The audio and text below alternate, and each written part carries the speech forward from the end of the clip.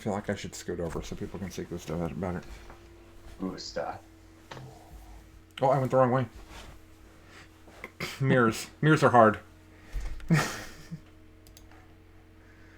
All right, we are back.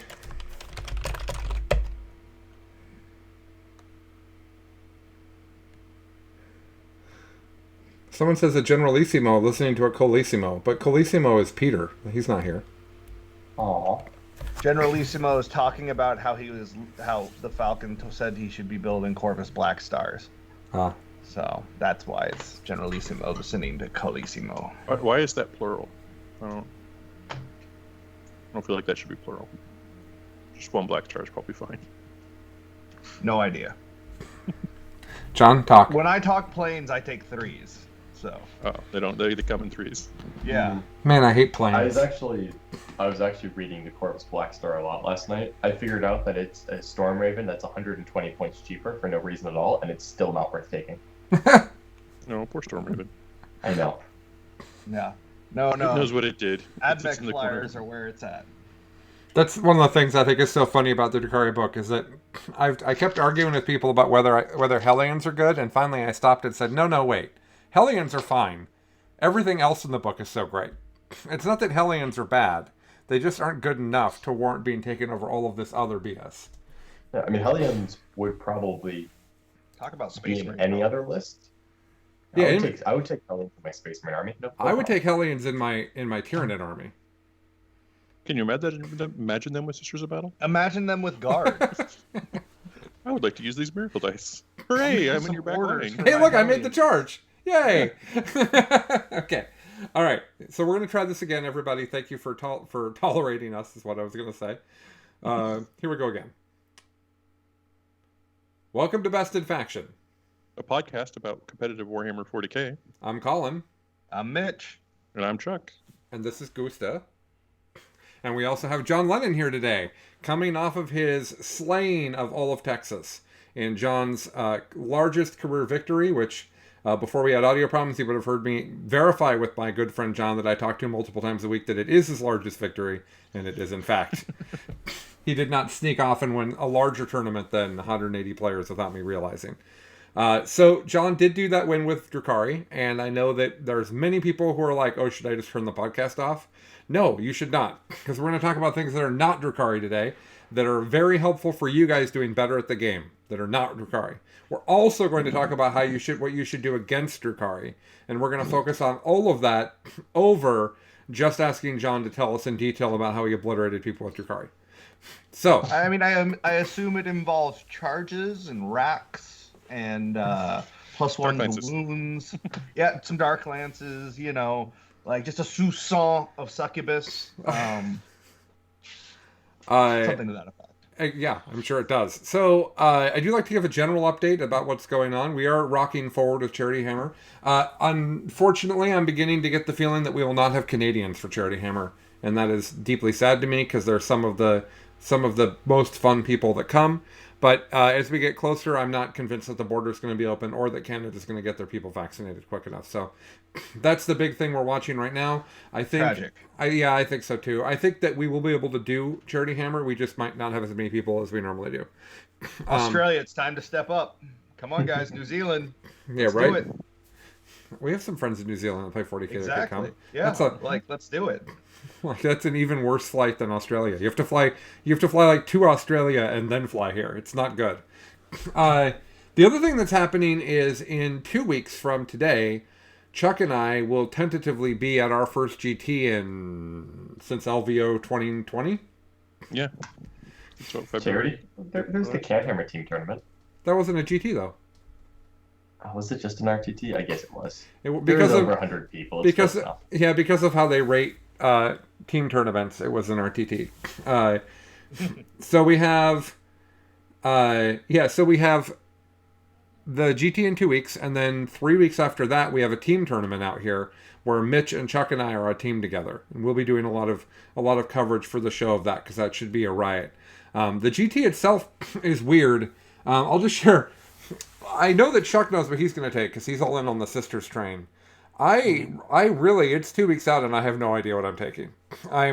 I'm not actually excited to play Druhkari, who are great and I love and have wanted to play for a year. I'm not actually that excited to take them. I don't really want to take them, so I'm in a weird spot there. And as you'll hear when I talk about our RTT here in a minute, you'll hear that my new Tyranid list idea was not as successful as I might like. So, so it'll be whatever. When you see my list post for that GT, whatever it is, you'll be as surprised as me. Well, if you can't figure anything out, I can make you a chaos list. Yeah, I kind of want to just take the 8 more X's and Morty and then just outplay the other guy that brings that list. I do have we don't have access to the more X's. Yeah, I don't know have that many of those. Yeah, I know we don't. I did consider impulse buying some Contemptors. Why would I impulse buy Contemptors? Weird. I guess we'll have to talk about that later in the Druhkari section of the podcast. So, okay, so that's what's going on there. Charity Hammer, absolutely happening. GT in 2 weeks that we'll do our normal tournament coverage of. John won his biggest tournament in the history of John. Super stoked about that. And for those that are like, yeah, we did it with Druhkari. Yes, true, but he beat all the other really good players playing Druhkari. Well, he didn't play against them, but he got farther than them. So, when Nick Nanavati and Sean Naden are the other Druhkari players making it to the finals, I think it's pretty good for John to outperform everybody. So, okay. That's definitely a pool I'd be scared to find myself in. So. Yeah. Yeah, I actually don't think I beat any of those people. So that's no. So there's that. All right, so what we're going to do first, because we actually only have Chuck for the next 41 minutes. He's got a prior commitment because it is Mother's Day. Oh, we should do Mother's Day. So to the 2 women that listen to the podcast, I would like I'm sorry. To our listeners, please make sure you call your mom today. Please make sure that you show your wife and or the mother of your children or whoever that is appreciation today. It is a rough job. I know that we take my wife for granted and we try really hard not to. Today we have canceled all of our plans, and the goal for today is that Stephanie doesn't have to do anything. That's our big Mother's Day plans. So that's probably the best gift you can give. Yeah, she was excited about it. I'm not gonna lie. I'm like, yeah, I'll feed the kids. She's like, really? I'm like, yeah, sure, I'll feed the kids. I'm thinking to myself, not healthy, but I will feed them. I'll order food 3 times. They won't be hungry again. That I know that. So, anyway, so please, we do appreciate all of our moms. My mom used to drive me to Magic the Gathering tournaments and then come pick me up at the end of them for years. And I always remember that. We're on the way to one of them. She said, I have no idea what I'm taking you to do. I just know I'm supposed to pick you up at 7, but it's like 8 now. And I don't understand what you're going to do for the next 13 hours or 11 hours. Well, John, you've been going to tournaments that long, haven't you? Have you had to have your mom take you to a 40K tournament at some point in your history? Oh, absolutely. Usually, my mom didn't want to, so usually it ended up being delegated to an older sister. Okay. Yeah, but I've definitely had most members of my family have dropped me off at an RTT at some point. Yeah. And then, the first couple RTTs, you don't really understand how long they will or won't take. So, someone arrives halfway through round 3 and you have to explain that you can't actually leave now. Right. Yeah. Mm-hmm. I think that the first dozen RTTs I went to in 40K all went long. I think every single one of them went long. So, why are they calling John grotesque? That's not nice at all. Maybe for switching to Dark Eldar. And then there's an emoji of something. It's too small. I can't see it. Alligator, snakehead, something to that effect. Some sort of reptile. Okay, so our first topic is last week we did our monthly RTT. So for those that haven't been paying attention, I've started hosting invite-only RTTs in the extra with the extra space at my property, and I'm trying to invite the hardest RTT possible each time. The idea here is that at the end of the year, Chuck and myself and Zach and the other people that are going to go to a ton of tournaments, we're not going to care about the ITC points from that RTT. So the idea is make it as hard as is absolutely possible, and then when we are traveling to the big tournaments, the hard games won't be as hard because we will have all this practice against the best people we could possibly practice against. So we had 10 people, and I should share who won. I should do that. I should share the top 3. But we had 10 people, and I took an experimental list, and Chuck took a list he had a bunch of practice with, and Mitch took a brand new Mitch idea, which we'll talk about, because it's bizarre, and I enjoy that. So that's what we're going to do first, and the idea here is we're not going to talk through our games, because it's an RTT, and my games at least aren't that interesting. What we were going to do instead is talk about what we learned and what our takeaways were, and I want to hear John's thoughts on these, because mine in particular is something that I've realized is a gap in my game that John's good at and I'm not. So I'm going to selfishly use John to help me get better at that on this podcast. But what I'd like to do is start with talking about how the tournament ended up. So we had 10 people, and sadly, always trying Slanesh Paul winners ended up in last. Sorry, Paul.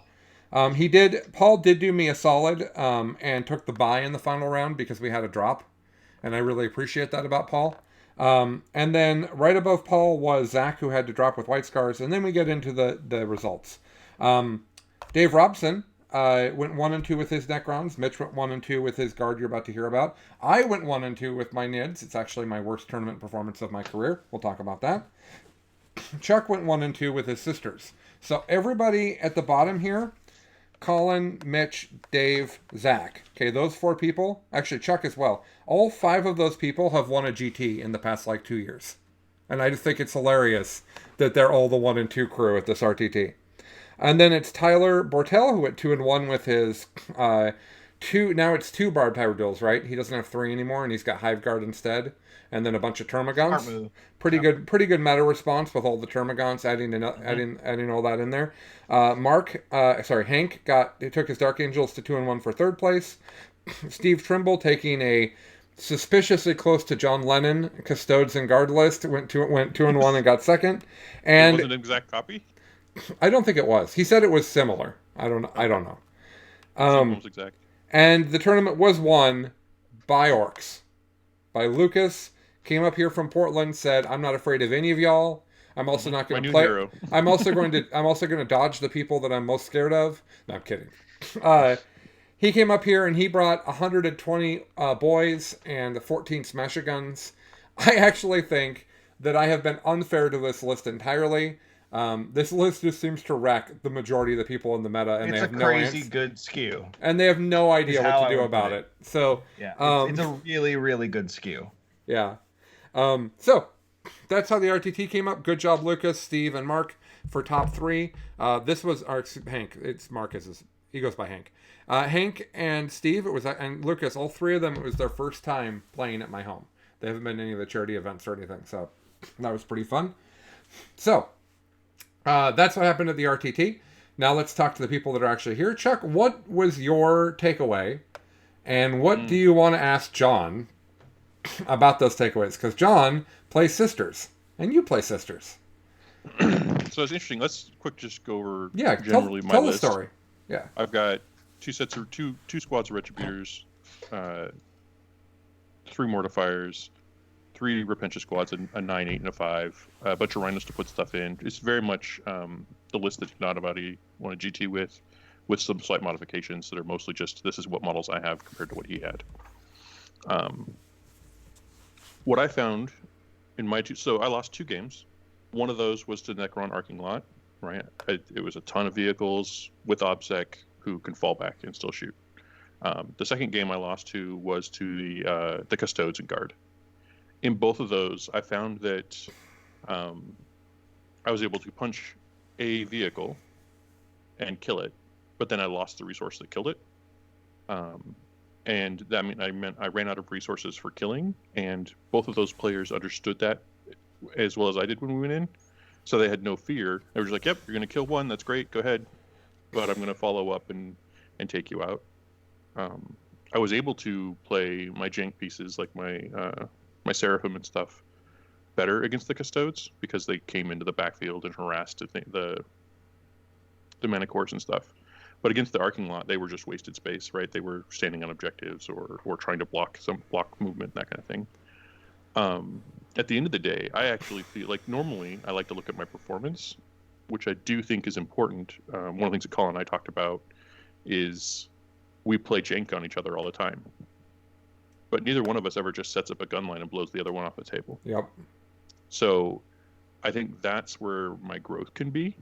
I don't get enough practice against just getting blown off the table by a line of guns, right? I didn't necessarily know how to approach it. I'm sure there was a bunch of mistakes in there. I haven't even figured out what were mistakes yet. But the other part of it was I felt like I didn't have enough hard-hitting pieces to trade with. The mortifiers couldn't really get in. They were not a good substitution for another squad of retributors. And I wasn't really able to get up board and take space against the Necrons, for sure, because obviously all the Gauze Flayers on those vehicles kill any sister that gets on the table around them. I was ignoring their AP1 for most of the game, which helped, but just pressure, and then they also have the strat to ignore covers, so they pick a squad and be like, those guys are going to definitely go down. In the end, I'm actually going to move back to a list that I'm more comfortable with. It has a lot more multi-melt action in it.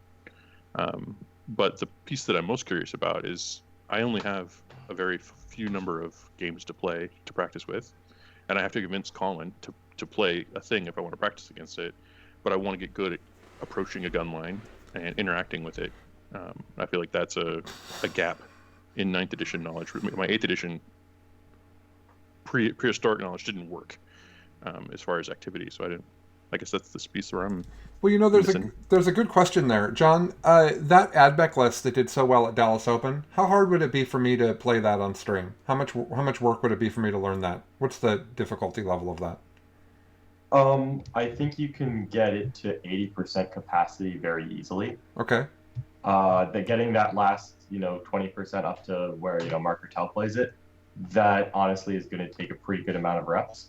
But if Chuck plays against it, you running it at 80% capacity because you spent 2 hours listening to a podcast Mark was on and then reading the list and the codex and all the rules that are in it. At that point, I think you could play it to a competent level fairly easily, and that would be enough to help Chuck have a much better chance if he actually played against someone running it at Mark's level. Okay. I am building AdMech, guys. Like, it's coming. I have immediate needs, Mitch. Yeah, and that list that Mark took to the finals at Dallas, my buddy Noah has that list and has offered to loan it to me. So one of the scenarios I thought about is that just borrowing that list, getting 3 practice games with it, and then taking it to the GT. And just being like, I don't know how to play this, but whatever, I'm here to have fun.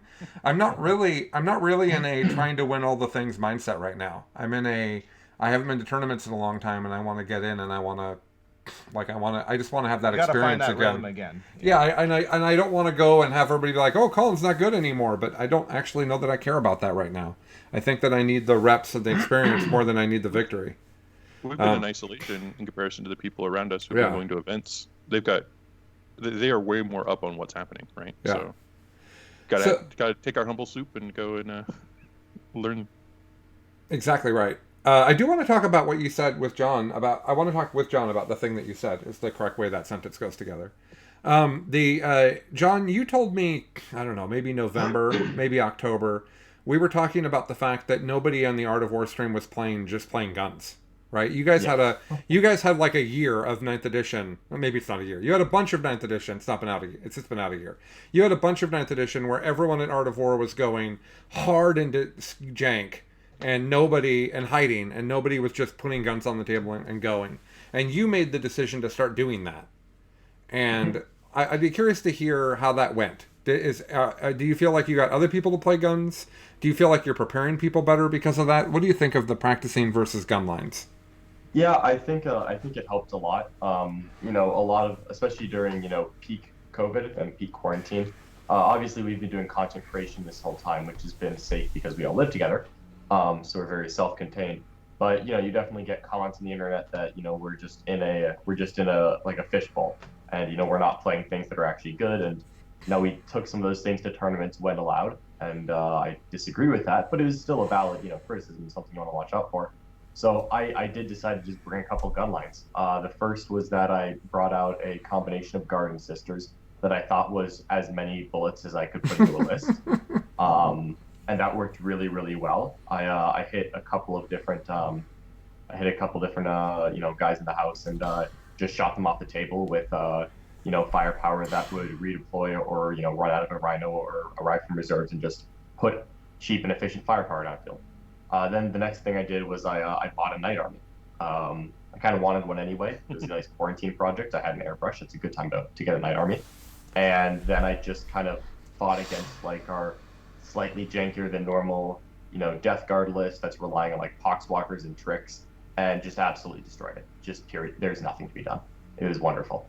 Where if you just bring an all jank army that's relying on -1 toughness and Stormbolters, it doesn't kill knights. Period. And that was pretty fun too. I think this is important because when you have a group that you practice with, if you don't practice against all the different things, you're going to end up losing potentially a game against somebody that wouldn't beat you normally. Like you're going to end up in a situation where you're playing against a two-dimensional list that isn't nearly as sophisticated as maybe your friends are playing into you, and you're going to lose to that because you have no idea what's happening. And I think that when I went to an RTT here, I've only been to one tournament locally in the whole time that COVID's happened, and it was an RTT, and they had reasonable terrain, but not as heavy as we're used to playing on. And I had this like, oh my gosh, this is so different than what I practice on. And then I played against Guard on that and just lost so much so quickly. And I was like, oh, this is a thing I have to practice against. This is very real. You have to practice against the different kinds of things that exist, right? You have to know what it's going to be against 120 Plague Bearers, as well as you have to know against some dude in your meta that brings 11 Lehman Russes, right? I don't think you can really... you probably could do 11 Russes. I don't think you can do more than that. Because I think they're like a little under 200 points, so you probably... You can do 15 Chimeras, I can tell you that. Yeah.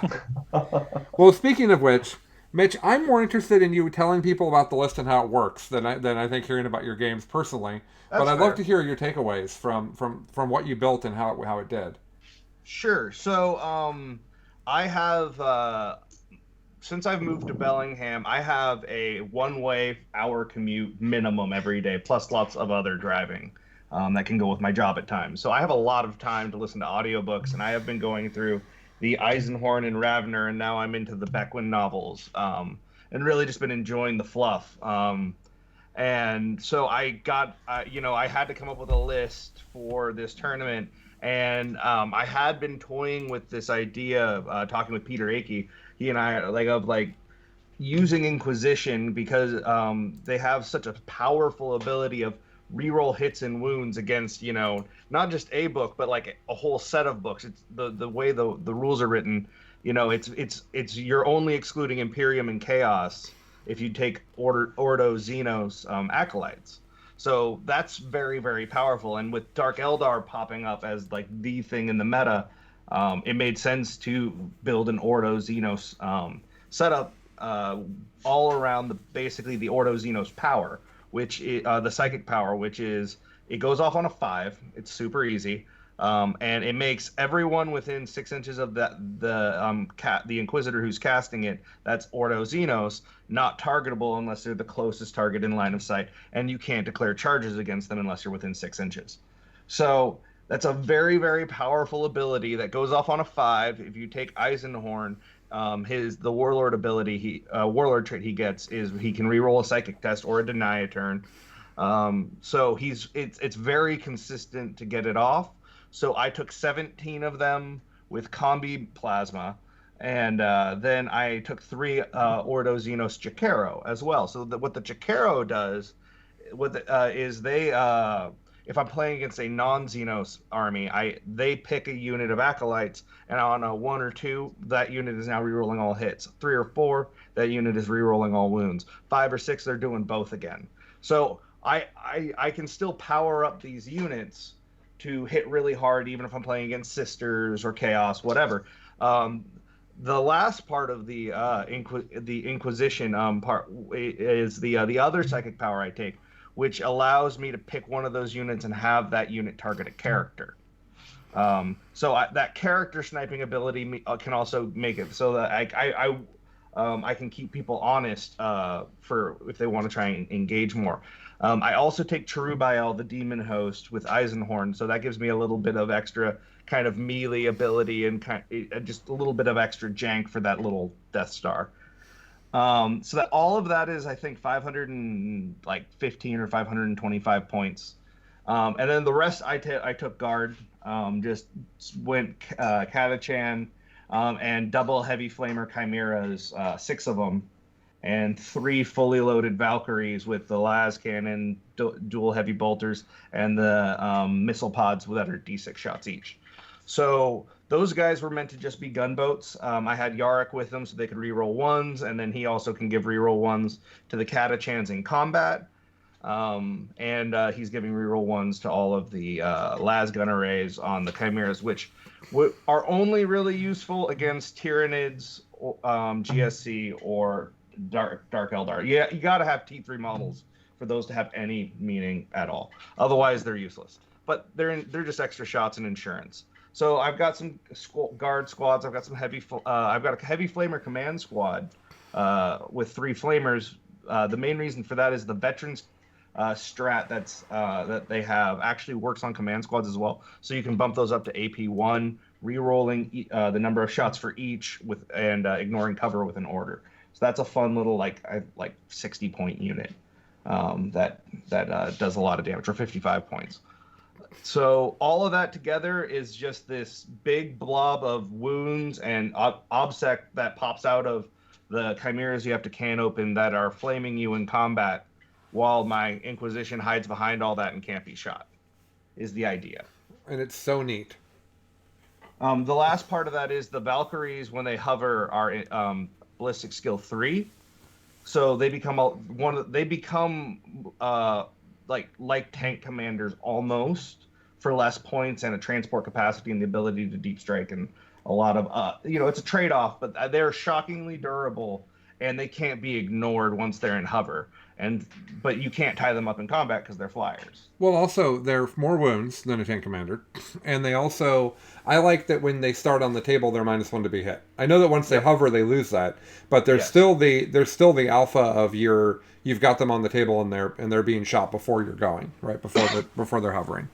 So it's also easier to reposition and get the shot that you want if somebody's trying to hide something you than a tank commander, yeah. Yep. The other thing is if you take a Scions detachment, which I did not this time, you get access to a stratagem that you can make those Valkyries -1 to hit all the time for a CP each. For the whole game. It's a pre-game stratagem.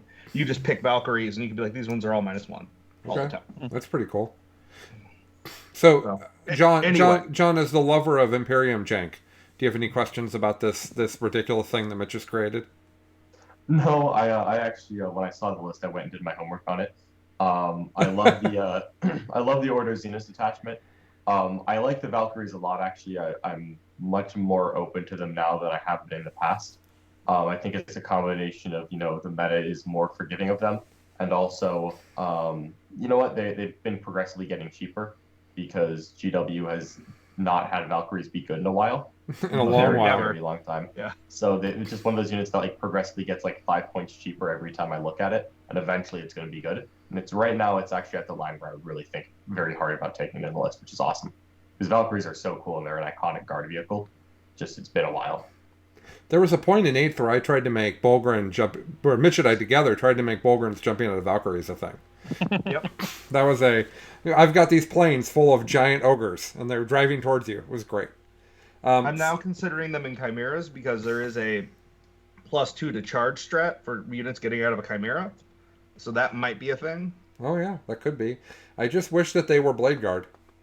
Yeah. If they were just Blade Guard, everything would be so much better. Just their points and what they do and just everything should be Blade Guard rather than everything about them being worse than Blade Guard, which I don't appreciate. John's laughing, but am I wrong? No, not at all. It's not even close. Yeah, it's ridiculous. But no, so that list was really fun to play. I had to get the hang of how to screen out and set the Inquisition up for success.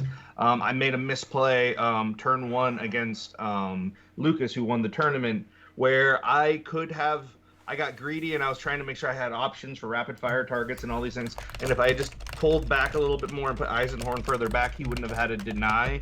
He was able to deny that power, which screwed up my game plan, and I was still able to make it a game. The chimeras are hilariously as long as they're targeting something strength 5 and below, you consistently get 8 to 11 shots because you're re-rolling both heavy flamers, and that makes your opponent feel a lot of pressure. It works really well against actually elite armies again that are T5 and below. I played against Zach's White Scars, and I was able to hold it to a 40-38, and I could have tied it had I remembered how actions work.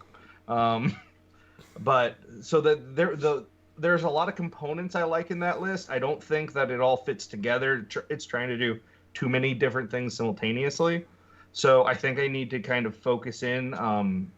The Inquisition side is a really cool detachment, and I think it's something that if you're in a Xenos heavy meta, you can throw on to any, kind of any Imperial army for like 500-ish points, depending on how you want to tailor it.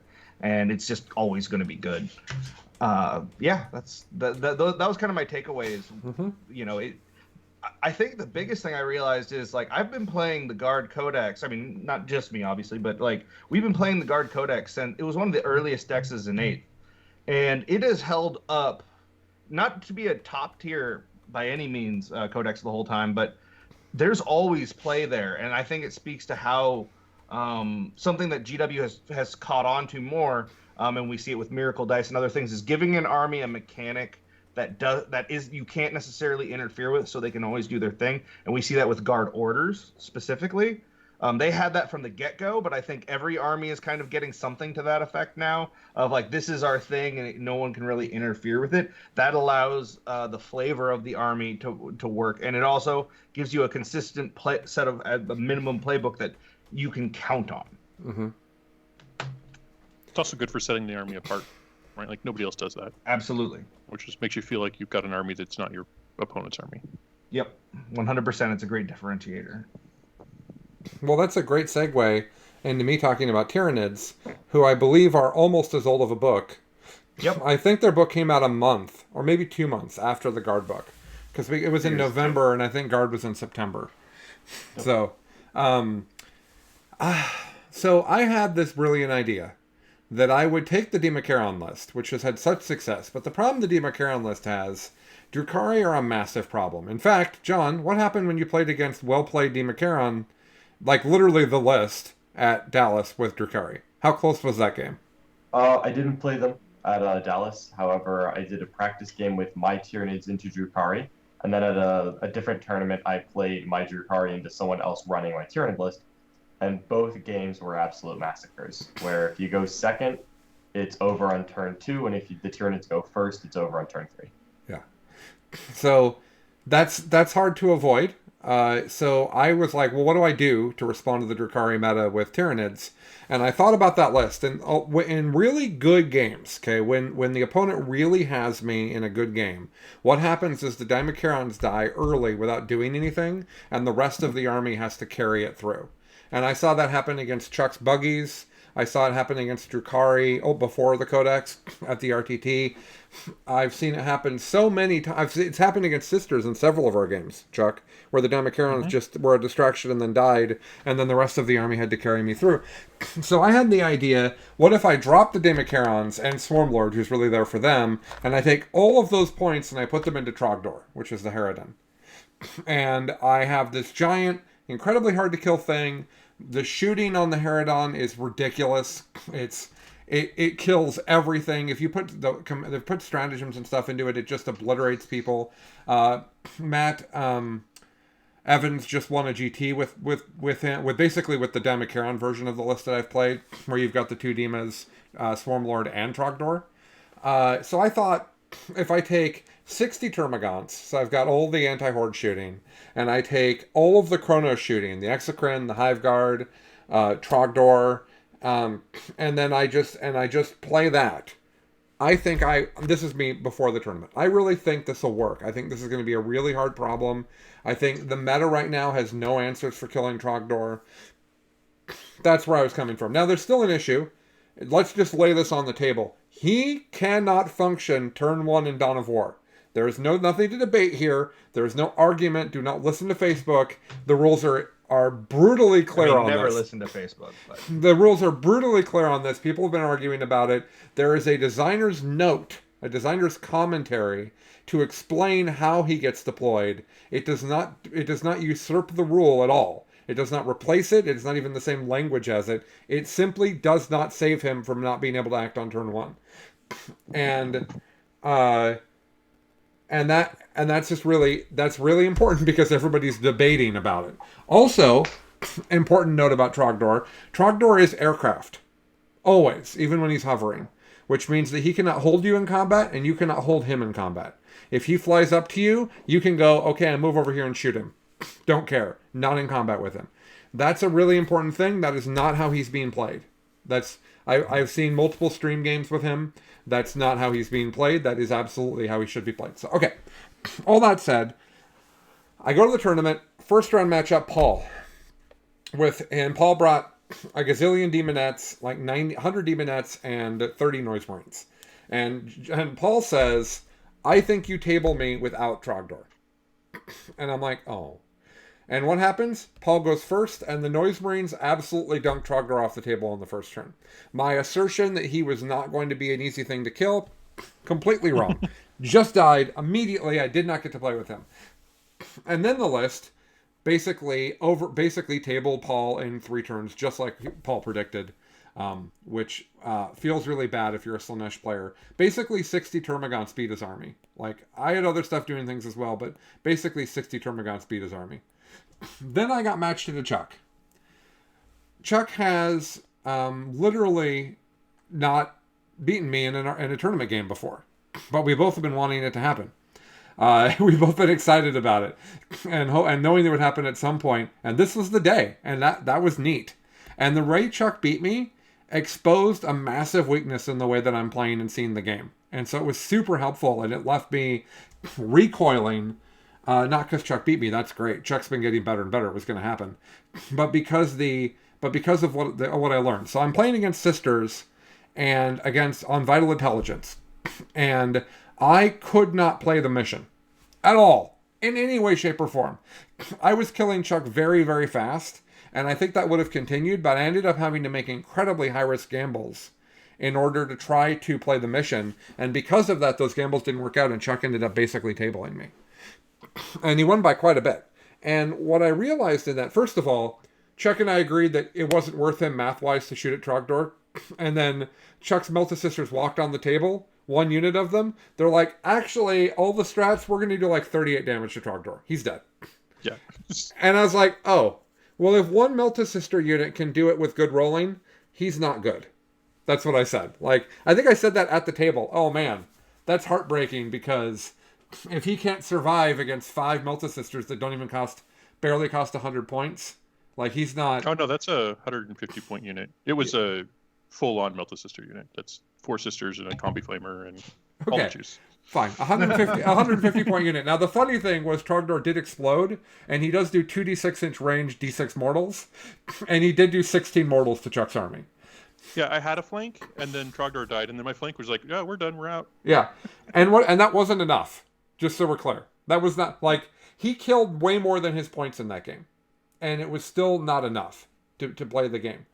And then I got matched up against Dark Angels, and in the Dark Angels game, instead of saying, okay, we're playing priority target, which means the Dark Angels player gets a maximum 45 secondaries without ever doing anything, how am I going to play against this? Instead of doing that, I just went to kill him, and I did a really good job killing him and then lost by a couple points, because he did better on when we stand than I did. I lost by 5 points, 80 to 75. Again, though, because I didn't set back and say, Dark Angels are really tough, I just need to outplay him on the mission here, how am I going to do that? If I had done that, I win that game, because in retrospect, I was able to easily diagnose that. That evening, I was able to look at the game and say, oh, this is what I should have done. And I've played his list, right? I've played his list a bunch. I know how it works. And I thought that through. And what I realized is, first of all, that Trogdor list was trash. And the reason it was trash, it wasn't trash, but it was not good. And the reason it wasn't good is because without the close combat of the Demacarons, it can't take objectives. Hormagaunts, groups of Hormagaunts versus groups of Termagants, the Hormagaunts are much better at taking objectives than the Termagants are. That was the big thing. Also, Swarmlord and the Flyrant, extra smite, multiple additional tools, like, the Demacaron list is just better. The list didn't work. aside from that, I realized that at the table, your opponent tells you their secondaries, you tell them yours. In a game, especially like the one with Dark Angels, you can literally say, this is what his end score is probably going to be. This is what my end score is probably going to be. How do I adjust that? And that's not anything I ever do. And I'm not particularly good at it. And you know who I bet his Deuce does that every game is our good friend John Lennon. So, John, I would like to pivot this into, help me understand as a top level player how you view the game, the secondaries you're taking and the primary. Like, how do you prepare to play the mission, and do you think through things like, the Dark Angels player is going to get a 40 on secondary, how do I make it a 35? Is that the kind of strategy you're thinking going in, or are you literally just trying to play the mission and push him and kill him and do the best you can? So how I usually look at it is, as soon as we both picked our secondaries, I'll usually kind of eyeball what they took, what I took, the map, the terrain, what their army does and everything. And I'll kind of try to figure out if they're going to beat me at primaries or secondaries. And if there's one that I'm confident I can beat them on, I don't care if they tie the other, essentially. So I usually will, obviously I'll limit points wherever I can limit points, but a game plan going in is I'll usually make plays to try and limit either my opponent's primary or secondary, and the other one, and I'll prioritize that one over the other. So against Dark Angels, I usually look at it, and you know what? I played against Dark Angels at Dallas, and I played them on priority target. And I looked at their secondaries, and I looked at what they had taken, and I looked at the one objective in their deployment zone that was completely behind a wall that I just had no interest in going at, and I just decided my opponent was getting a 45 on secondary, and I was just not even going to care. And I looked at my secondaries, and I also took priority target. I also took Wildly Stand We Fight. I put my 3 Wildly Stand We Fights and behind the same ruin in my side of the board on my priority target. And I just kind of decided we we're both going to get 30 points on that. And then I was like, okay, well, if I don't put any effort into beating him on secondary, can I beat him on primary? And the answer was yes. Of course, yeah. It was, he was going to, if he was going to spread out enough to try to make primary close, I was just going to hit one objective very, very hard and just overwhelm him and give him, 1 or 2 turns of a 5, while I was very confident that I was going to get 10s every turn. And that actually just worked. And it was as simple as that. As I just kind of projected what I thought they could reasonably get. And Dark Angels are a little bit easier than normal. Because, he put Wildly Stand We Fight, Stubborn Defiance, and Priority Target, because that was the mission we played. And he basically put those 3 units and everything related to them in a 6x6 inch square behind a wall. And as long as that little square existed of a Terminator unit and a Talonmaster, 2 Talonmasters, as long as that existed, there was nothing I was doing. He was just getting those points. And I just kind of accepted that is what was happening, and I was okay with it. So we have a really good question that's very relevant, John. What were you going to do if your list is not designed to take When We Stand? I think that, I pretty much always build it into a list, or I build something from that category into the list. But in the event that, I was playing an army that didn't have a great option for that, I usually make sure that I have very good banner scrambler options. I usually try to make sure that I have a Psyker to potentially do those kind of things, because if Dark Angels corner up on an objective, quite frankly, Psychic Ritual is not that hard at that point. If I can just protect the Psyker for two or 3 turns, usually I can get away with it. So I would also say that, in the scenario that John's describing, you have a place that you can hide. Dark Angels aren't coming to you for the most part, right? Like, so it is being aware of, okay, his army isn't designed to go over there and try and take that from me. As long as I have a minimum amount of presence and defense, and that he can't deep strike on me or do something that could allow him to take that away. You should have some part of your army that you can dispatch to do that. With that cover. Now, if the player's taking 3 Thunderfire cannons, you're like, well, it's just going to kill whatever is there. Do something different. But in this scenario, you got to read that what your opponent is capable of doing to disrupt you as well. Mm-hmm. Yeah. My general checklist that I go through before every game, and I re-go over it every turn, is what is my opponent doing to score points? What is my opponent doing to interfere with my points?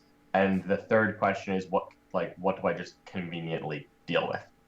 But first is, how do they score points? 2 is, how do they stop me from scoring points? 3 is, what's left and what can I do about it? Man, John, that's really great advice. If they wanted more advice like that, is there a podcast they could listen to you on? Oh, there is. You can find me very frequently now on the Art of War 40K. I frequently guest on the Art of War Down Under. We have our own thing at theartofwar40k.com in the War Room. You can find me wherever you want. And I even have my own podcast, Florida Man 40k. Podcasts everywhere. With the one and only Tim Penny. And somebody else. Tim Penny. Tom Pawnee. Yeah, absolutely. And somebody else that I don't think I know. Oh, we have several people. My other co-hosts are William Taylor, Daniel Smith, and Jimmy Prescott. Oh, I've met two of those. I've met two of those people. So, the Art of War, or the Art of War, obviously is great. We talk about it all the time, but the 40k Florida Man is good too, as well. So, make sure to give that a listen. What I was going to say is, this has really helped me. I know that Chuck, you actually have to depart. Drop off. So we will see Chuck. We'll see you later, next time. Thanks, Chuck. So, John, I think that this problem I ran into with the Trogdor list is actually a weakness of my game and my 40k, like across 8th edition and 9th edition, which is that I tend to play lists that have hyper amounts of damage and ability to take the board and kill my opponent, like the Yunari and the Demacarons and Gene Stealers, and now in 9th edition White Scars, right? Where if I'm playing against an opponent that I would normally beat, I can just go hammer on them and win the game, and I don't actually have to worry about the mission that much. And I think that that's made me weak at 40k at the bigger strategy. As I thought about it, I'm pretty good at the tactics of what do I do this turn? I'm pretty solidly good at that in 40k in general, but I'm not particularly good at the what's going to happen on the 4th turn? What's going to happen on the 3rd turn? How's the game going to end up? And I think that what you're describing is something that is a good exercise for me before a game to say, how do I think this is going to go? What secondaries, based on the secondaries they just chose, what secondaries do I think they're going to get? I think you called it a checklist. I think is literally an activity that would just help me with the thing that I'm maybe the worst at in 40k. So I'd be interested if you have any other thoughts about that, since it's a definitely a thing I'm going to be working on. Yeah, I mean, this is really a strategy that relies on understanding the opponent's list. But honestly, it can be supplemented by just asking a ton of questions before the game, which I always recommend. I've tried to help a lot of people with this concept because, I obviously coach Warhammer as well to a lot of my clients. So, I try to take things that I do by habit and instinct without really putting words on it. And I try to actually put a definition, or, I give my clients checklists of like, this is what you should be thinking about before the turn. And I do it naturally. So it's because I've been doing this for 13 years now. So sometimes it's hard for me to just like write it down. So I stopped and I wrote down what I do during a game, where I would play a game and I would like actually just like write down all my thoughts. And I'd be like, oh, I'm asking these, I should have other people ask these questions. This is good. So like some of the things I do is I look at what objectives I can easily hold, and then I look at what my opponent's list can come mess with me. So if my opponent has indirect fire, I look at what units of mine that will kill and what units it won't. Like if my opponent has a wyvern, then I know that me leaving 4 servers on an objective is not a long-term plan. And if my opponent has a wyvern, I know that 5 intercessors in cover will last 20 turns against that. So I don't worry about that anymore. And then I look at, what my opponent has that's fast enough to go places. I look at what objectives are defendable, from what my opponent's doing. Like I played a wonderful match the other day against Sisters of Battle with my Iron Hands, where I was by far the less dynamic army. And there was an objective that my opponent had, that was very reachable for him, and there was very little I could do to reach it. And I had 2 Vanguard Veteran Squads and I had an infiltrating unit, and I tiered those, like I staggered them so I could hit them one turn after another with those 3 units.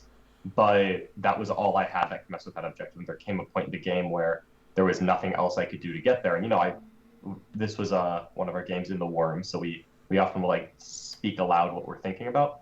And this is exactly what happened, where my opponent forecast, okay, John can mess with me for 2 more turns because he has these units that can reach me, but once I get rid of these units, then that's it. He has nothing else that can reach that objective.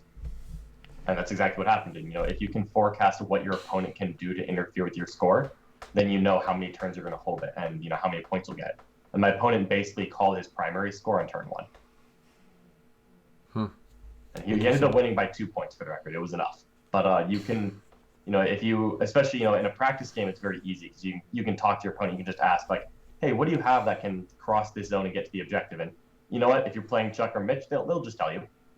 at a tournament, I may hold my cards close to my chest if you just ask an open question like that. But or some people, I should say. But you can really forecast what will be able to interfere with your score and set yourself a game plan of how many points you're going to get, and then just look at what your opponent can do about it. Mm-hmm. Yeah, that's That great. was a nice monologue there.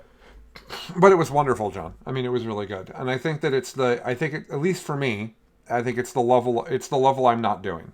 So I think for me, it's super useful to hear. I think that I am if you give me a really brutal hammer that's very effective, I'm amazing at, I'm really excellent at playing that into people. But if you put me at, especially right now at my place in 40K, if you put me into a really grinding match against a super janky army and I don't have the tools to deal with it, I'm just not going to do well at that right now. So it's really a helpful thing for me to think about. Mm-hmm. And I think that actually Druhkari might actually help me with that, even though they're so great because of their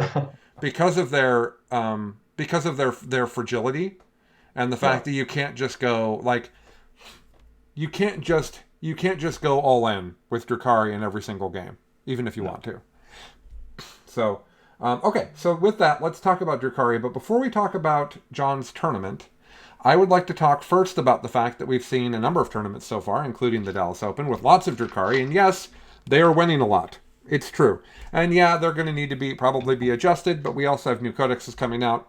Who knows what's going to happen? But for right now, if you want to win a tournament, you better have some idea what you're going to do against Druhkari. And you probably should practice against it. So, I think Tim Penny just asked an amazing question that is going to completely derail me, so I'll come back to it. He said, Colin's self-analysis has me thinking, how do you self-identify your playstyle? I think it's brutal hard. It took me until today to understand it fully. When I first started in competitive 40K, there was a number of podcasts talking about the difference between Matt Root and Nick Nanavati. Those were the two guys that were winning everything. And Nick was playing, I'm going to hide and be super janky and beat you hopefully without doing anything, is Nick's kind of MO. Mm-hmm. And Root was, I'm going to deploy on the line and I'm just going to wreck you and we're going to play for 45 minutes. And it was two completely different ways of winning 40K. And I did, at that time I played more like Matt, and then I learned to play more like Nick, and now I feel like I'm playing more like Matt again. So, in that example. Anyways, how would you, let's talk about this, because I think it's a great topic. Mitch, how would you self-identify your playstyle? I like board control. You do, it's true. That's the common thread for almost all lists anyone sees from me, whether it's a ton of Hellhounds or 100 Catachans in a night. I want lots of units and bodies or vehicles out there. I want to have a lot of different ways I can interact with my opponent, because I feel very constricted if I have too few of models to start with, because I feel like the moves I can make are more obvious. Yeah, that makes sense. How about you, John? How do you self-identify your playstyle? I'm going to monologue again because it was Tim that asked the question. For identifying your own playstyle, I think it is incredibly hard, as Colin mentioned. I mostly figured it out by asking other people because I didn't know. And the best thing you can do is find someone whose opinion you respect and who's good at articulating things. I actually have asked Tim this question, like what my playstyle is. And the other way I learned was by playing other games, because sometimes it's easier with a game that you're less into. I learned my playstyle by playing StarCraft. I'm very bad at StarCraft, but I found that in StarCraft, I would try to build up my army and make it perfectly balanced until it was the absolute best time to strike, and I wouldn't do anything before that time, and I would get wrecked every time because other people are skirmishing and sending things into my mineral line and other StarCraft terms and destroying me, and I just never got off the ground. I got wrecked over and over and over. But in 40K, I really tried to build a list that is very patient and tries to control the board for a certain amount of time and then bring down the hammer. I love high offense hammers, but I hate doing it on turn one. And that's the part that I've tried to work on. I've tried to work on lists that are more aggressive turn one, not because I think that's the best way to play, but because I need to know how and when to play that way. where you don't always want to play on the line Matt Root style, as you say. But also there are times where the Nick Nanavati sit in the corner is not the right call. Mm-hmm. And fortunately, playing against Nick as often as I do has helped me identify when it is not the right call, because Nick will do it anyway and I'll figure it out.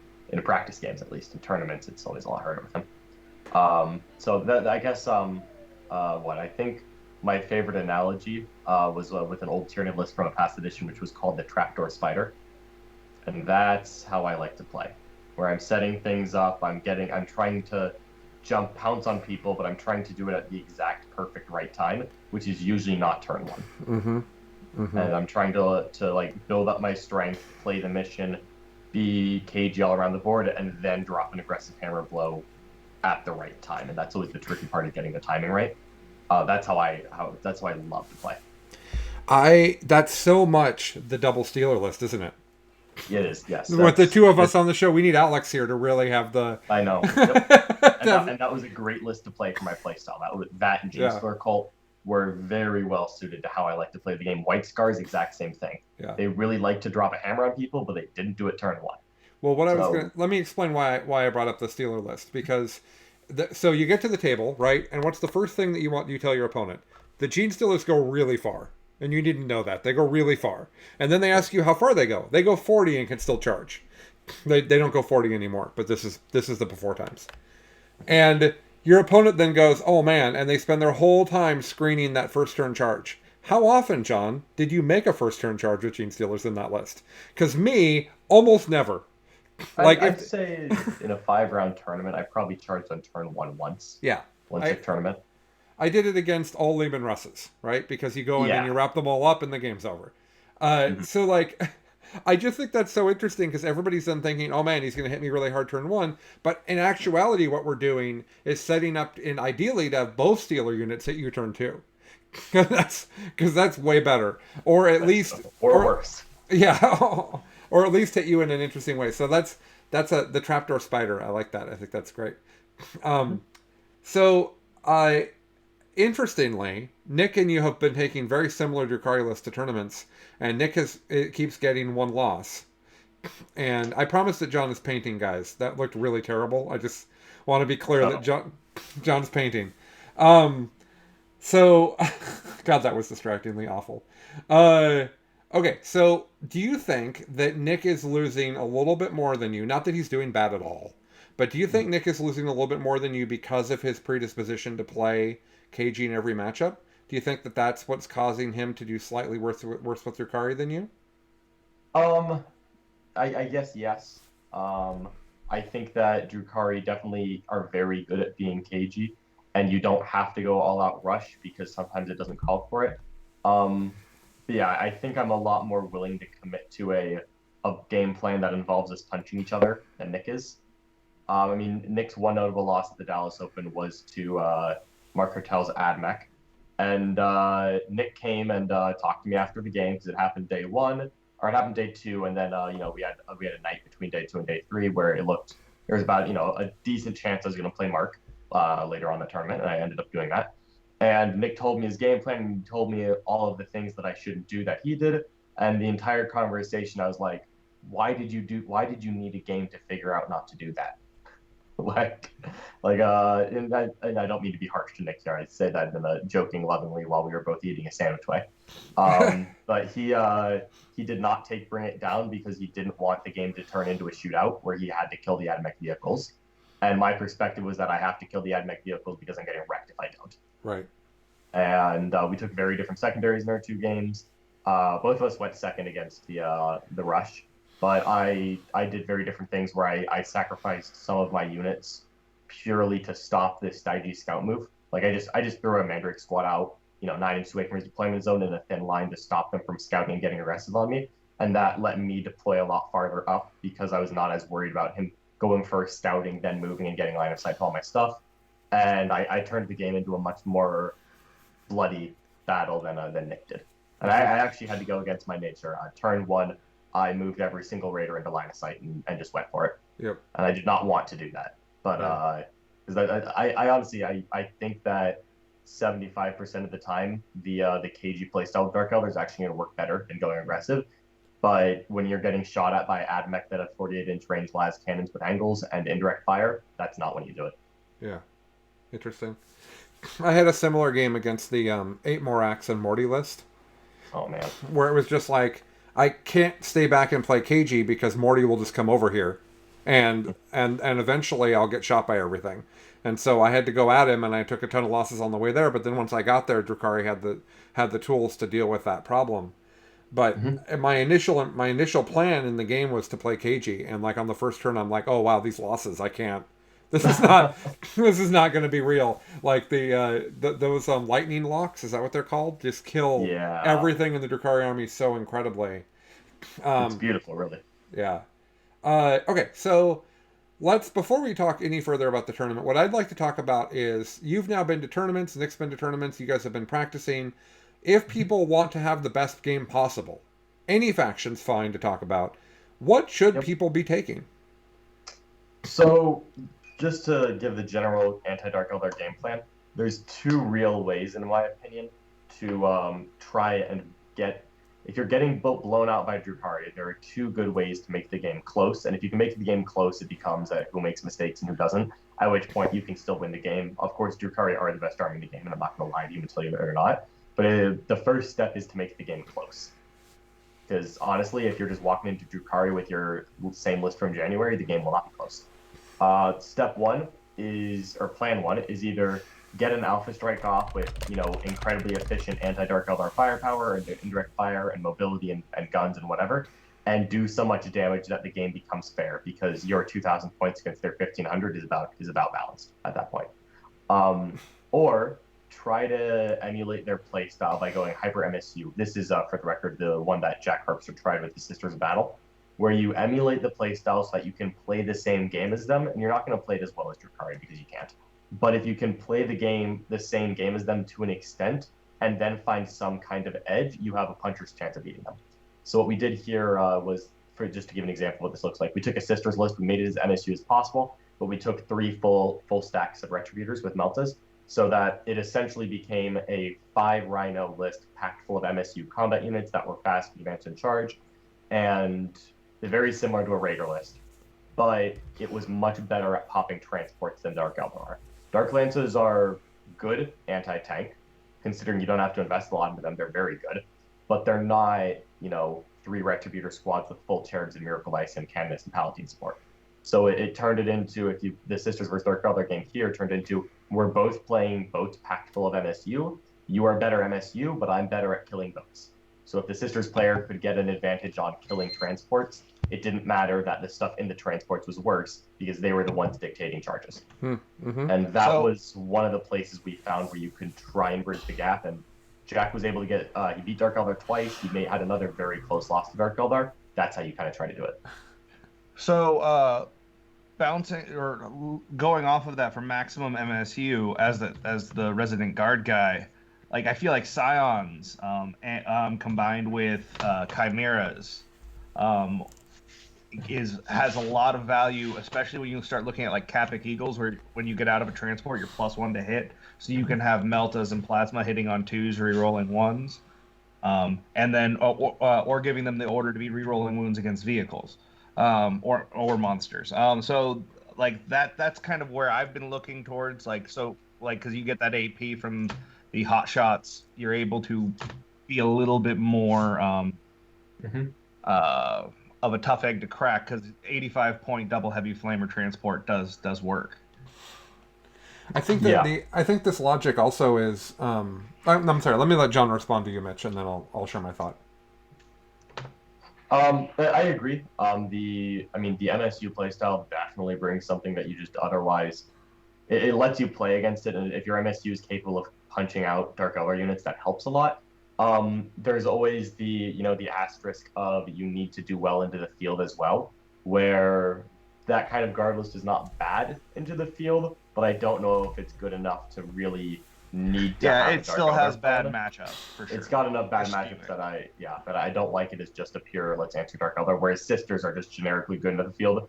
You can confidently get to a 3-0, 4-0 spot where you then have to play a lot of Dark Eldar, and that's where you really need to have those answers. The whole thing is tricky. Honestly. I think that. Oh, I should mention actually, there was a third playstyle that we kind of thought about for Dark Eldar, and that is be so tough that they can't kill you. And that doesn't apply. 90% of the armies in the game need not apply. This is for Nurgle-based demon lists where they take 27 Plague Drones or Beast of Nurgle or whatever, or they take, Custodes, Shadowkeeper Talamons. That's the kind of Nick lost to stuff. Papa Nurgle, didn't he? Nick did lose a game to 24 Beasts of Nurgle, and a great unclean one behind it. Yeah. It's okay. We Because- know how much that guy had to pay to get that victory. It's not He just that, paid Mitchell. for it. When's the last Yeah. time you saw the Great Unclean One on a table at a tournament? I've never played against it. I've never seen it on the table.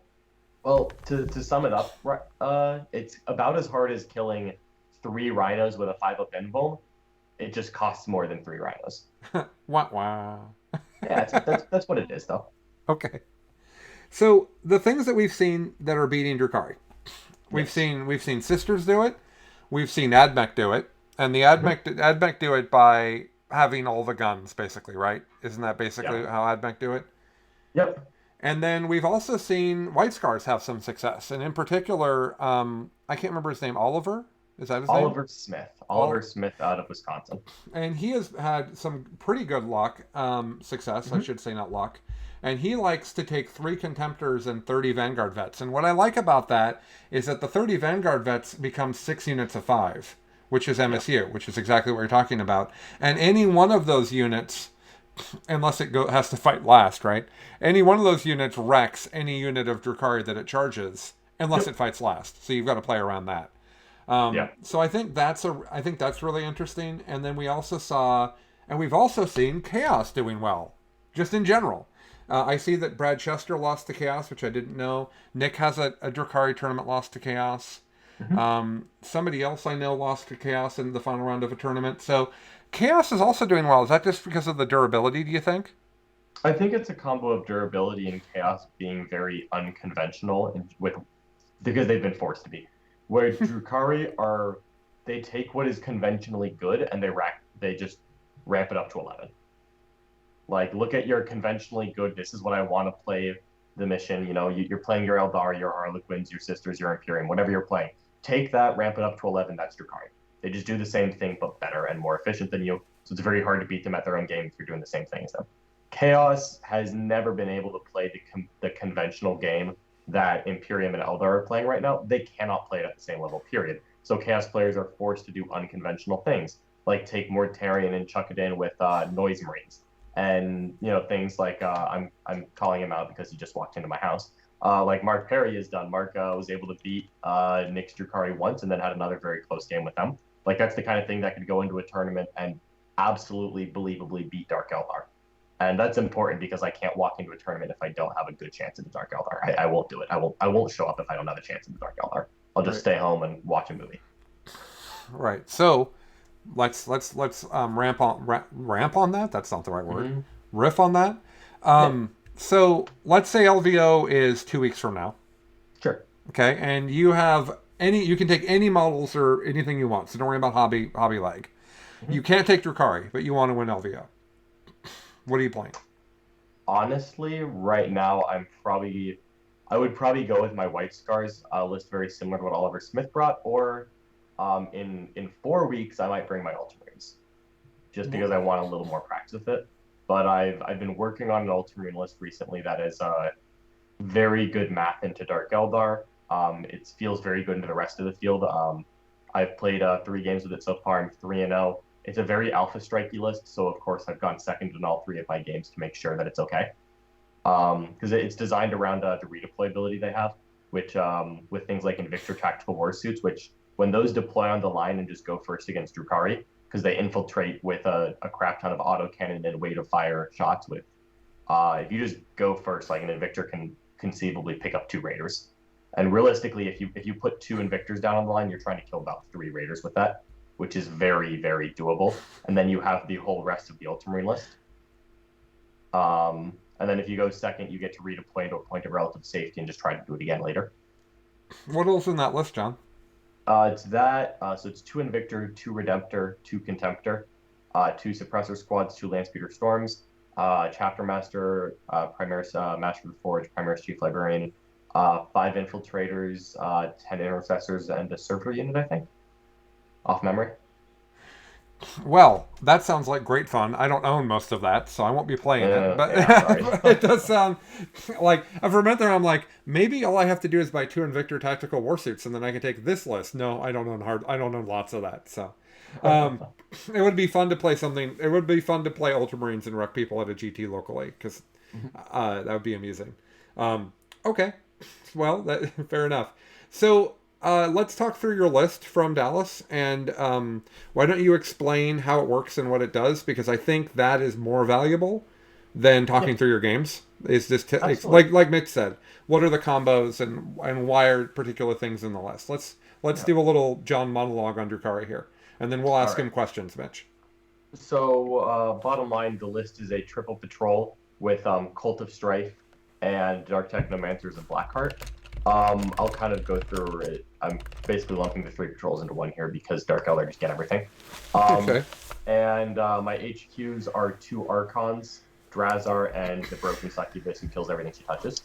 The Archons, one of them makes people fight last, the other one fights twice, rerolls all its hits and wounds, and is damaged during combat, so actually it's pretty hard.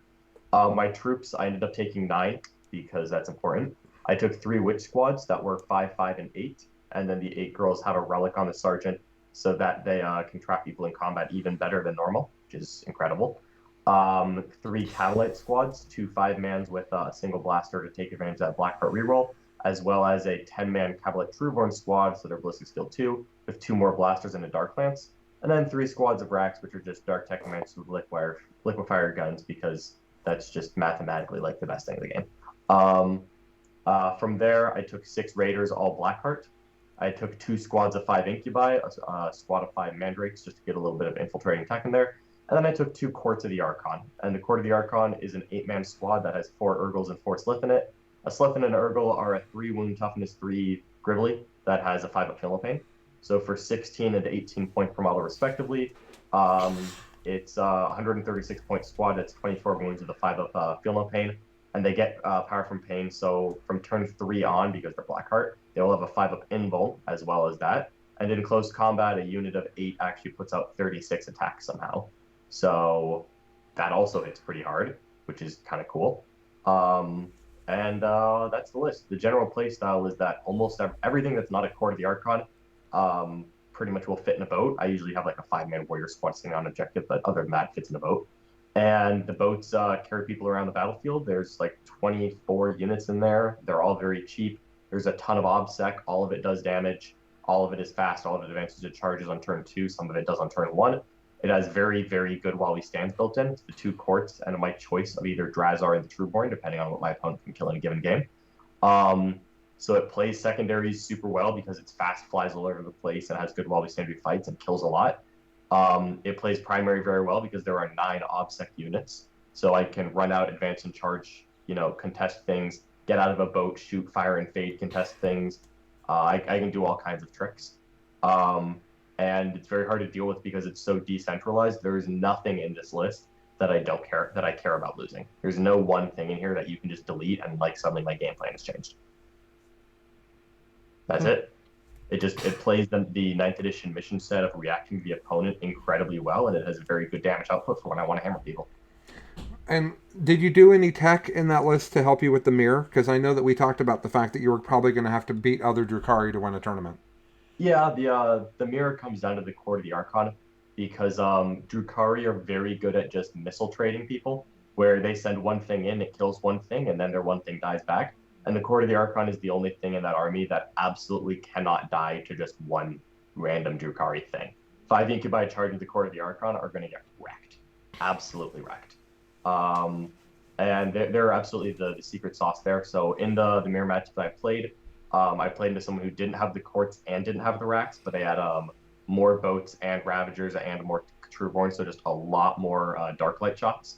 And what that game really came down to was the fact that Dark Lancers are just generically not that great at popping transport, so he was doing it a little faster than I was, but my Liquefier squads were doing a lot, and when I committed my Courts of the Archon, he had to throw the entire kitchen sink to kill them, and he did kill all 16 in one turn, but doing so got every single infantry out of a boat, and when I responded after he killed my courts, he literally was down to an Archon and Raider Ravager holes. That was it. Because I went in and I picked up every single infantry model on the board. Huh. Wow. Any questions about that Druhkari list, Mitch? Anything you think John should talk about more? I don't know about questions. I think that, as someone who's, going to be playing against it, I'm not going to be playing it. I guess what I want to know is what are the gaps or mistakes or the places where, what should a player who's playing against Dark Eldar be looking for a misplay? I guess, Ooh, what's I like the that. difference? What's the difference between an opening and a trap, right? Like how Yeah. If one unit is on its own, it's like, okay, that's vulnerable. But if there's this one character with it, it's no longer is. That kind of thing can help people navigate, I think, catch up. The opening is when you have a given unit that I only have limited responses to. So, for example, Blight Lord or Death Shroud Terminators, I have very few things in my list capable of killing those. So, if you can identify what it is, because then these are the uber tough units. I have a lot of things to kill your Vanguard veterans or like whatever, but I don't have a lot of things to kill your Blight Lord Terminators. It's identifying those and removing them any way you can. And anytime I give you multiple units for the price of one, you should take it. Because you cannot trade unit for unit into Dark Eldar and come out on top. Because I just have more units than you that are capable of trading. And honestly, the biggest problems that I had over the weekend, my hardest games other than the Dark Eldar Mirror, because obviously, were a game into Death Guard, where he had 3 Plagueburst Crawlers of Volkite Dread, and then he had 14 Death Shrouds. And just with them having Hand Flamers, it just required way too much effort for me to try to kill them. I actually did not finish off any of the 3 Terminator squads. Despite my best efforts and me throwing extreme weight of math at them, they just kind of lived, and it just happened. I was like, oh, okay. Because that's happened sometimes. You shoot people, but you only make them take 6 Farp Invulns. Well, if they make 5 of them, it's like, was that above average? Sure. Was it above average by a degree that's completely impossible? No. That just happens sometimes. What about noticing when transports are in bad places to save the guys that are inside? What I mean by that is, at least when I play Druhkari, I'm typically moving the raiders near terrain so that when you pop the raider, I can then dump the people behind a wall so that you don't then shoot the people inside. I think that's a thing when watching some battle reports online. That's where the good Druhkari players and the bad Druhkari players are being separated.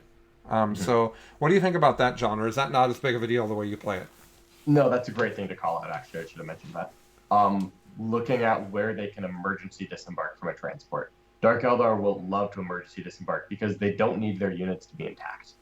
Like, all of my squads are, like, my OPSEC units are, I just want the Sergeant alive so they don't fail morale, but, like, 1 Cabalite Warrior with a blaster is literally the exact same thing as 5 Cabalites. 2 racks.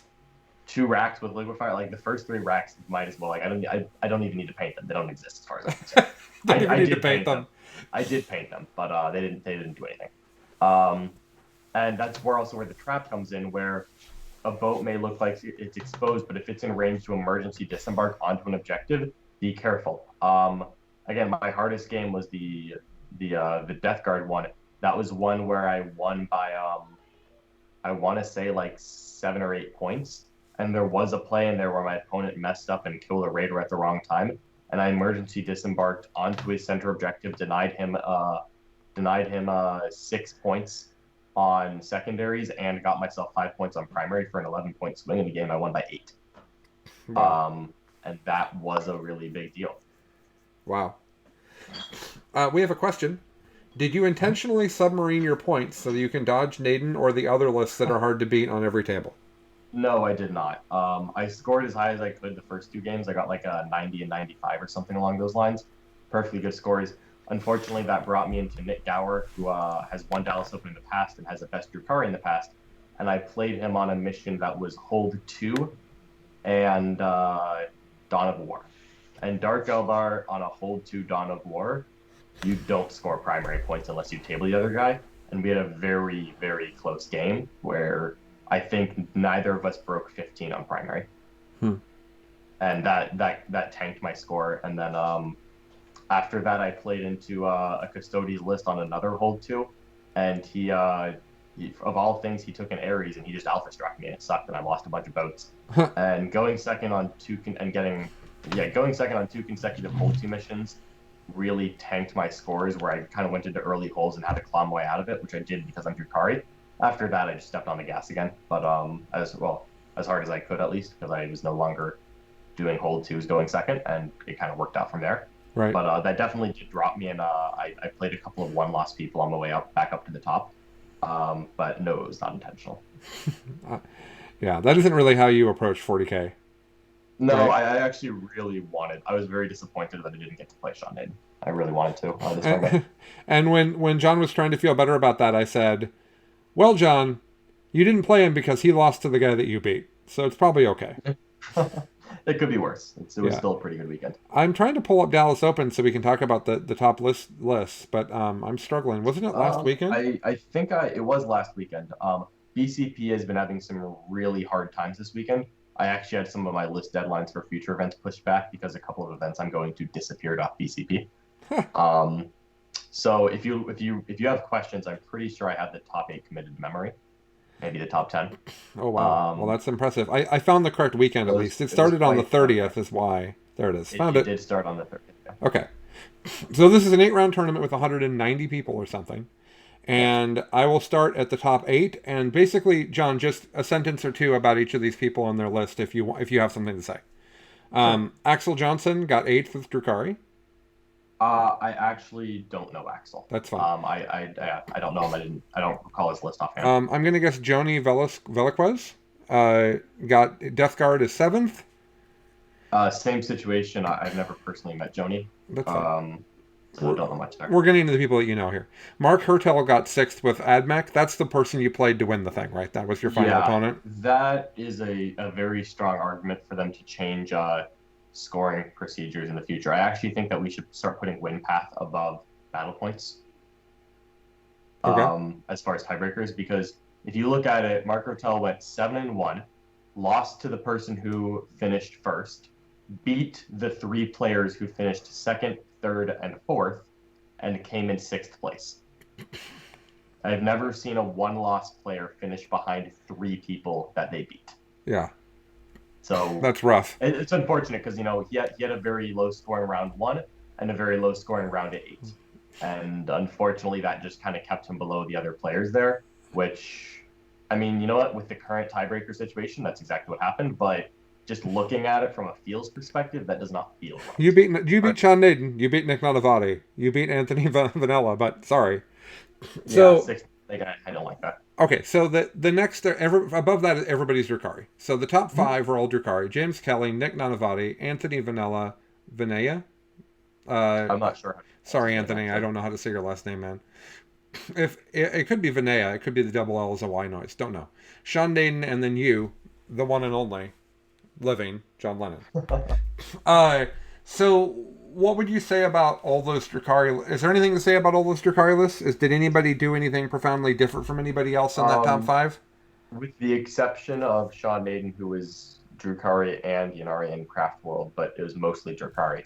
All of the pure Dark Eldar in the top 8 were triple patrol, not real space raid. GW gave Druhkari not 1 but 2 different ways to play their detachments than other armies, and every single top 8 player chose one of the 2 and the same one. So that should tell you which of the 2 is better, and hopefully they become equal at some point. And secondly, I believe all of those, I think all 6 of the top 8 players with Druhkari or affiliates, I think all 6 of them had liquefier racks in their list. Dark Technomancer, which should also indicate things. I actually think that's the stupidest thing in the book. It really that's the thing that really upsets me, because sometimes you'll be playing and they'll just do like 12 damage to something, and you'll be like, well, this is a 60-point unit that happens to also be OBSEC, right? Like, I had a swing moment in my game with Mark where I felt like I had the upper hand at this point, so I don't think it swung the game, but it really helped me feel good about it, where he kind of didn't have something to soak the Overwatch, and the way his shooting broke down, he didn't pop a transport in time, so he charged into a rack unit with liquefiers, and the first unit to charge in, he had 2 pre-squads set up to charge. I killed like I think I just rolled 2d6, and it's like, all right, well, here's 10 hits. And I think I killed like 6 or 7 Electric Priests on Overwatch. Ooh. And that's just a thing that can happen. Dumb. Yep. Do DE do better or worse in Planet Bowling Ball? They do more skewed. I feel like I have a better chance to beat Dark Eldar on Planet Bowling Ball, but also I have a better chance to lose by 50. You just basically want to go first? Is that basically the Yeah, deal? yeah. If I'm going first, I'd rather be Planet Bowling Ball. But if I go second on Planet Bowling Ball, I have nothing. I don't have a plan at that point. Right. So that's in general. Bowling Ball and Dawn of War, those two, and especially combined, God help us, that just leads to more skewed opening, not more balanced. So, here's my final question about Druhkari. If, let's say that they get nerfed, and the meta also responds to them, right? You have an Ultramarines list you're excited about. We saw White Scars do the things. We saw AdMech do the things, and AdMech has a new book coming out. Do you think that Druhkari will be able to adapt their playstyle? Do you think we're seeing what's best in the book, and anything other than this will not be as effective? Or do you think there's more tools we're not seeing that Druhkari will adapt to as the meta changes to them and they get nerfed? I think we're seeing what's best in the book, but there is a lot of depth and width in this codex of things that are almost as good that at points in the future may be better than what we have right now. Like where the meta is right now, Cult of Strife and Blackheart and Liquefire Racks feels like the best this book has to offer. And honestly, right now it feels like the current list has give or take 50 points of wiggle room, sure. Other than that, it feels like it's been solved. But there's so many things that are not quite good enough that I would be very willing to include if 1 or 2 things in the game changed.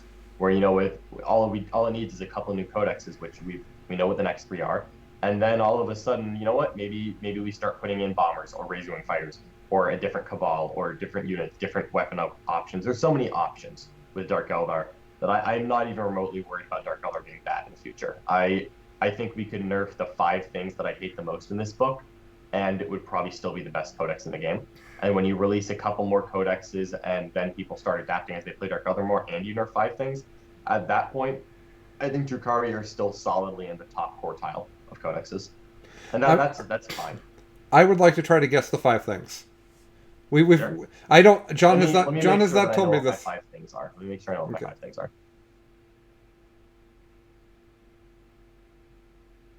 Continue. Liquefier Racks.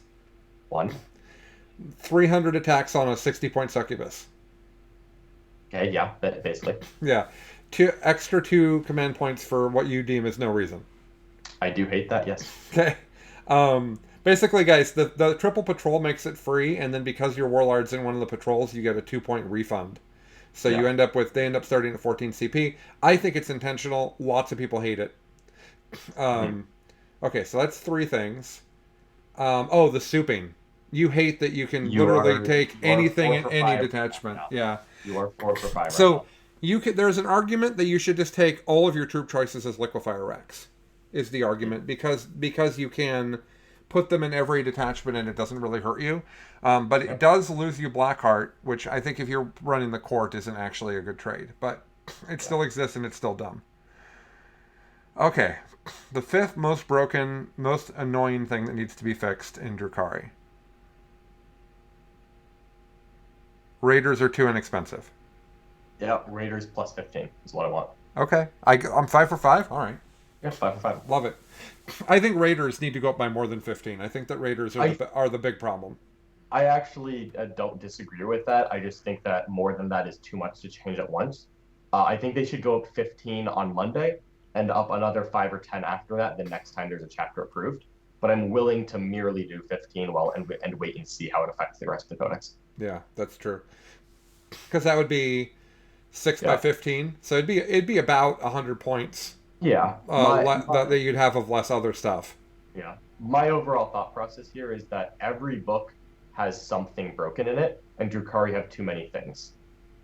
And honestly, Space Marines have the Chief Apothecary, Sisters have their Miracle Vice, Dark Angels have their transhuman stuff, and everyone has 1 or 2 things like that, and Druhkari have 17. Yeah. And they're allowed to keep a couple of them, you just can't keep all of them.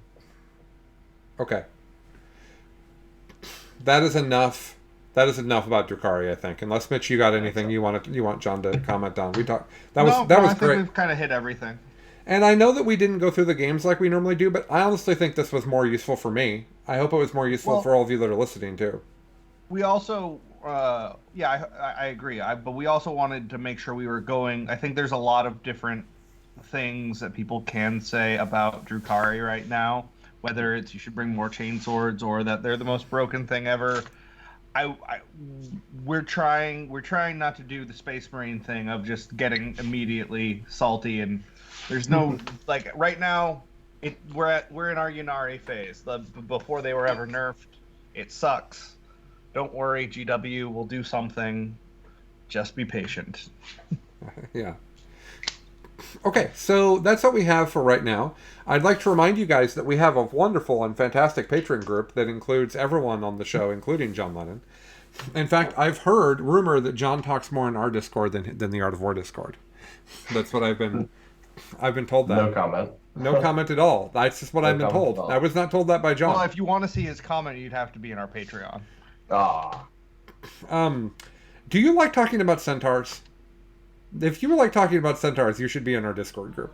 We talk about centaurs on the regular. All joking aside, our Patreon is patreon.com/biffpod. And you can absolutely pay us $5 a month, which we use 100% on the show. We do not use it for our own personal needs at all. And then we will bring you into our Discord. We do not use the Facebook group.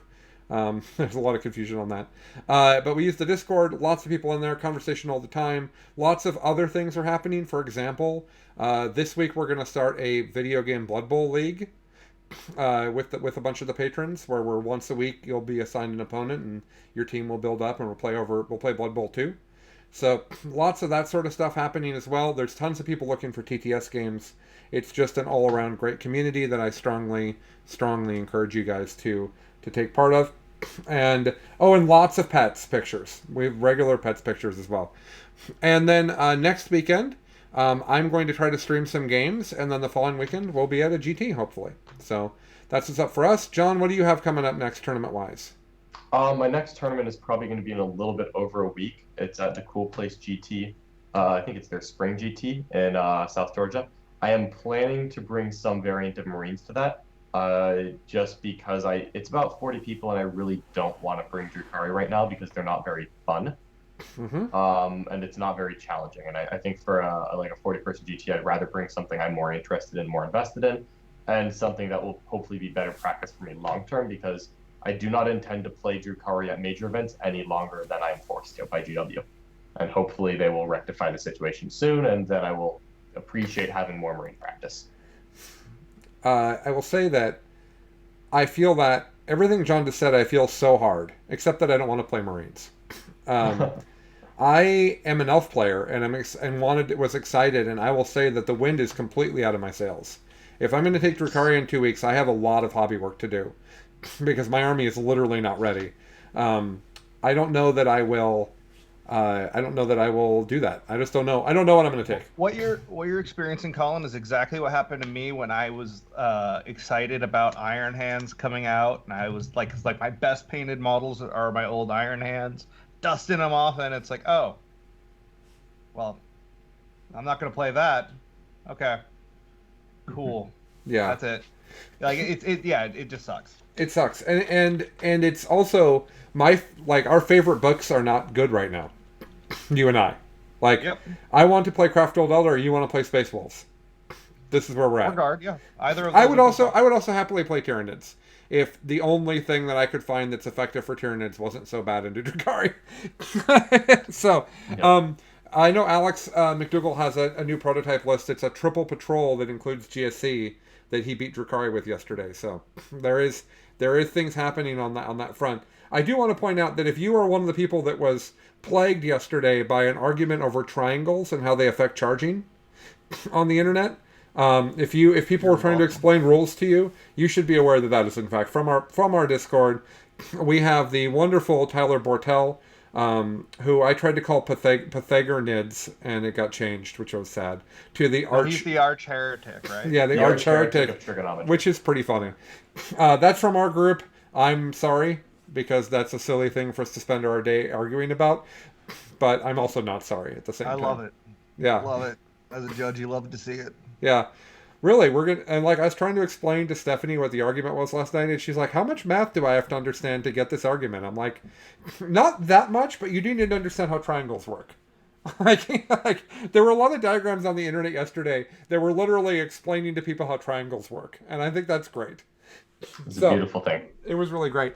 Okay, guys, John, thank you so much for coming on. I wish we could have you on all the time, but you're on 700 other podcasts. Thank you so much. I have to say, you came a die roll from winning so many big tournaments before times, right before COVID. Yeah. You had so many bad beats that you were just so frustrated about. You know, GSC into Knights where just nothing goes your way, and completely unable to kill one final model in an Eldar army to try to win a big turn. Like, you've been so close knocking on the door. You barely lost with Breviathan, if I remember correctly. As your friend, failing to kill one scout was that one. Yeah. I remember that game. Yeah, it was a great game. I am so deeply happy for you. And it's so deserved. One of the nicest people in 40K is this John right here, and I'm so excited that he finally got his big win that he's been waiting very patiently for. And I think it's the first of many. John is my pick for number 1 in the ITC at the end of the year. That's what I'm going with. Ooh, no pressure, huh? Siegler and Nick can suck it. I'm all in on Team John for this year. I'll tell him you said that. You should. And they will. I think they will know how I intended it, and we will not have to fight about it, even though it's the internet. So, all right, guys. Thank you so much, everyone, for joining us. You know where to find us. We will talk to you all soon. Thanks, everybody. Bye now. Bye.